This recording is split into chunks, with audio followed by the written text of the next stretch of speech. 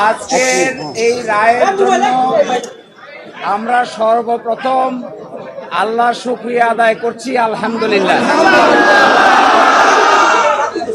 Bangladesh supreme কোর্টের appeal বিভাগের পূর্ণাঙ্গ বেঞ্চ জনাব এটিএম আজহারুল ইসলাম সাহেবকে সকল অভিযোগ থেকে বেকসুর খালাস প্রদান করেছে।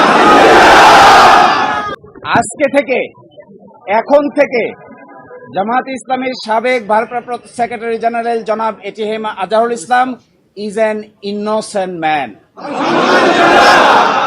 এই রায়ের মাধ্যমে আমরা মনে করি সত্য জয়ী হয়েছে, মিথ্যা পরাজিত হয়েছে। Truth prevailed and falsehood defeated. জামাতের এবং বিএনপির 6 জন শীর্ষস্থানীয় নেতৃবৃন্দকে মৃত্যুদণ্ড কার্যকর করা হয়েছে।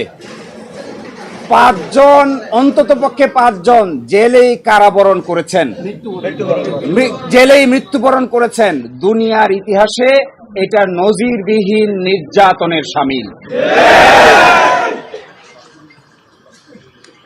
জনাব এটিএম আজহারুল ইসলাম সাহেব সৌভাগ্যবান, তিনি ন্যায় বিচার পেয়েছেন, আল্লাহ তাআলা তাকে বাঁচিয়ে রেখেছিলেন। তাই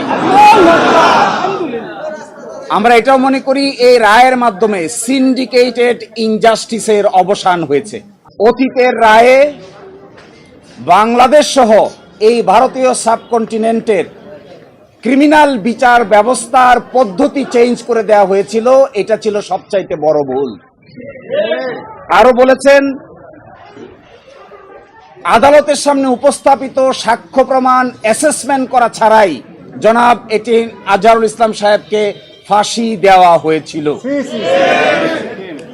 এবং আরেকটি ইম্পর্টেন্ট কথা বলেছেন যে পৃথিবীর ইতিহাসে এটি একটি ট্র্যাভেস্টি অফ ট্রুথ, অর্থাৎ বিচারের নামে অবিচার। আরো বলেছেন, যে সমস্ত তথ্য প্রমাণ আদালতে হাজির করা হয়েছিল অতীতের আপিল বিভাগ তা সঠিকভাবে বিবেচনা করতে ব্যর্থ হয়েছে। ফলশ্রুতিতে আজকে জনাব এটিএম আজহারুল ইসলাম সাহেবকে বেকসুর খালাস প্রদান করেছেন। বাংলাদেশের ইতিহাসে নয়, পৃথিবীর ইতিহাসে এটি একটি নজিরবিহীন ঘটনা হয়ে থাকবে এরই মাধ্যমে আমরা মনে করি ন্যায় বিচার প্রতিষ্ঠিত হয়েছে, সত্য বিজয়ী হয়েছে, মিথ্যা পরাভূত হয়েছে।